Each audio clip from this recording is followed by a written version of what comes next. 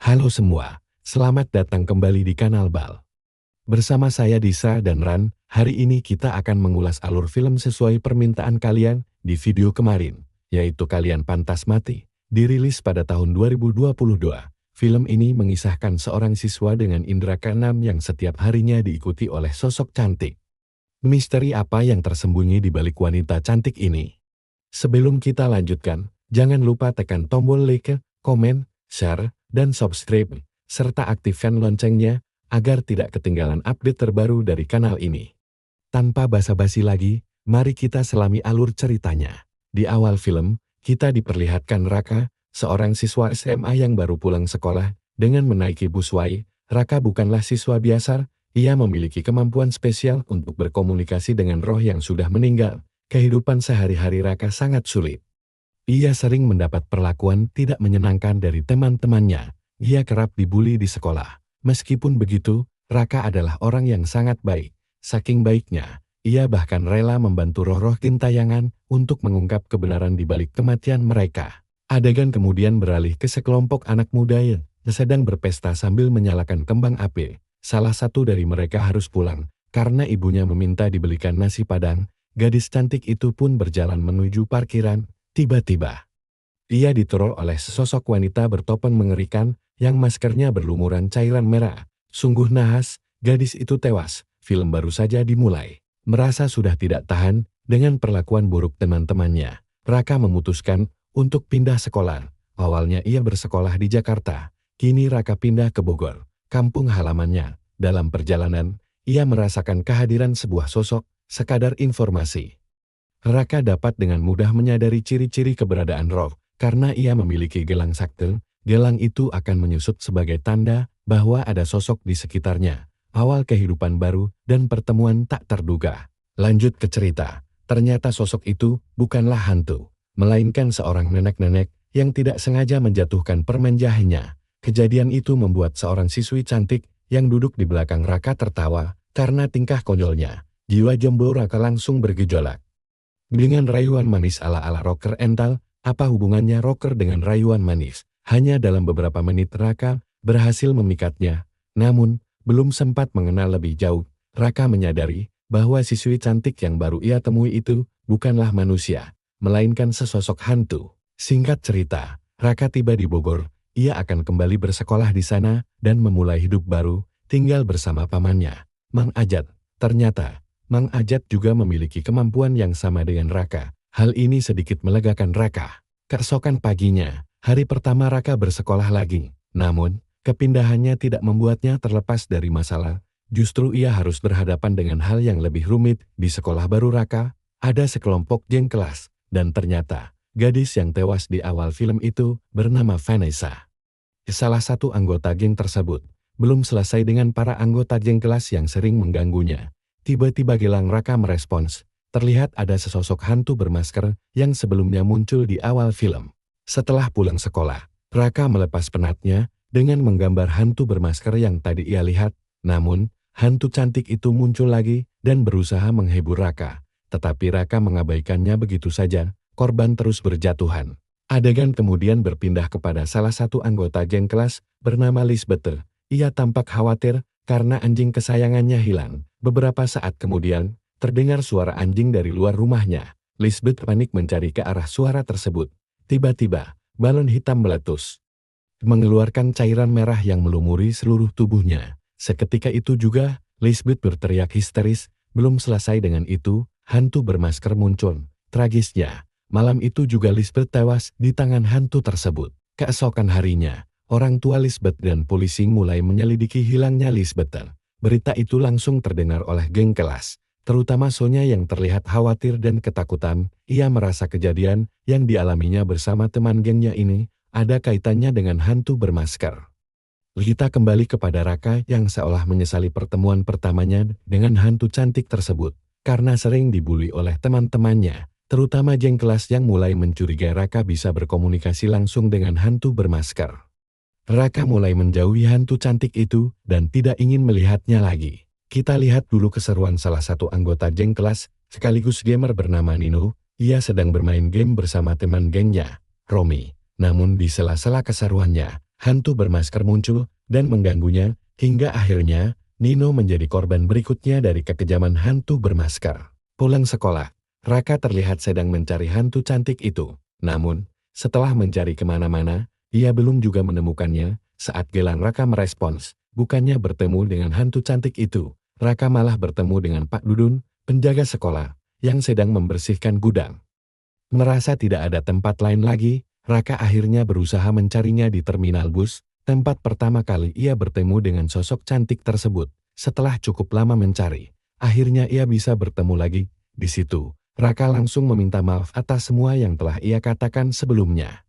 Raka pun menyadari bahwa kali ini ia sangat membutuhkan hantu cantik itu sebagai teman hantunya. Identitas Windy dan kebenaran yang terungkap adegan berpindah kepada geng kelas yang mulai khawatir karena sudah beberapa hari Nino menghilang. Mereka semua berusaha mencari bukti. Namun, apa yang mereka temukan sungguh di luar dugaan. Rekaman webcam menjadi saksi bahwa sebelum menghilang, Nino sempat menyebutkan sebuah kata, yaitu setan masker. Itu sudah jelas membuktikan bahwa teman-teman mereka yang hilang ada kaitannya dengan setan masker.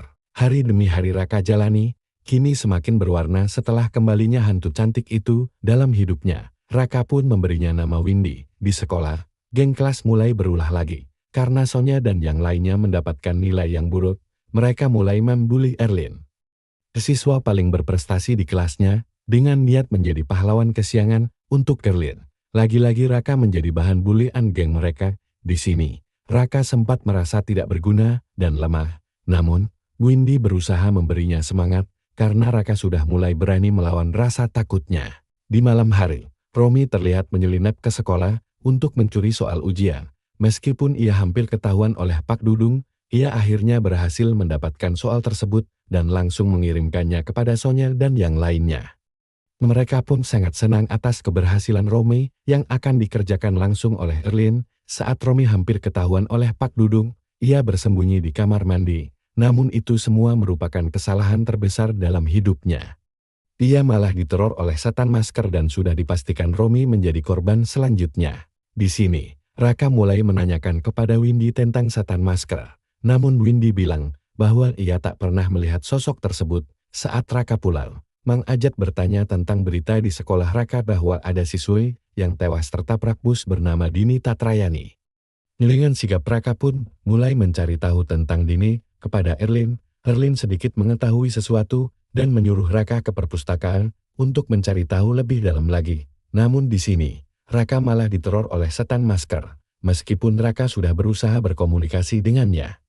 Nampaknya setan masker tidak menginginkan hal tersebut. Di sini, setan masker mulai menyerang Raka, namun ia tidak bisa menyentuhnya, dan secara tak sengaja, masker setan itu terlepas. Seketika itu juga, Raka langsung melongo. Terlihat sosok di balik masker tersebut adalah sosok yang selama ini Raka kenal, yaitu Windy. Balas dendam Pak Dudung, di sini Raka langsung mencari keberadaan Windy. Raka pun langsung menyatakan bahwa Windy adalah setan masker, dan adegan kilas balik pun terjadi. Ternyata, Dini adalah anaknya Pak Dudung. Ia sering dibully oleh geng kelas yang menyebabkan Dini trauma parah. Di malam yang diiringi hujan deras, Dini memutuskan untuk kabur dari rumah. Meskipun sempat dicegat oleh bapaknya, Dini bersikeras untuk pergi dan kejadian tragis pun menimpanya. Dini tewas di tempat yang membuat bapaknya, Pak Dudung, sangat histeris atas kejadian yang menimpa anak semata wayangnya.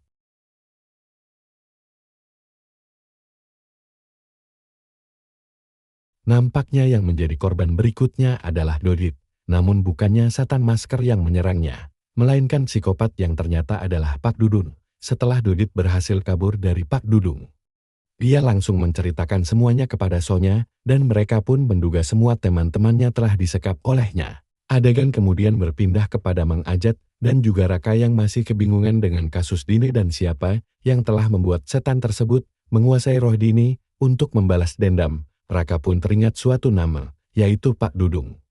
Raka pun dibuat yakin setelah Mang Ajat bilang bahwa Pak Dudung pernah mendatanginya untuk belajar ilmu hitam agar ia bisa memanggil roh Dini dan menemuinya untuk yang terakhir kalinya. Setelah mendengarnya, Raka pun memutuskan untuk pergi dan menyelamatkan roh Dini dari kekuatan roh jahat, yaitu Setan Masker, pertarungan akhir dan pesan moral.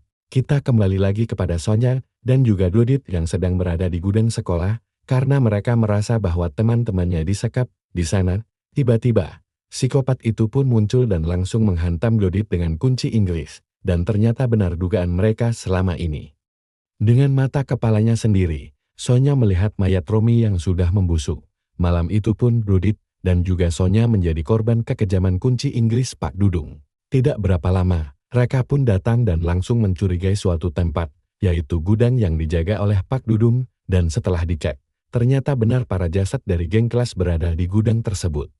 Dan di situ juga ada jasad Dine yang sudah dijadikan bahan ritual ilmu hitam oleh bapaknya sendiri. Di waktu yang bersamaan, Mang Ajat mulai khawatir dan bergegas mengeluarkan senjata pamungkasnya berupa kujang emas untuk membantu Raka menghadapi setan masker.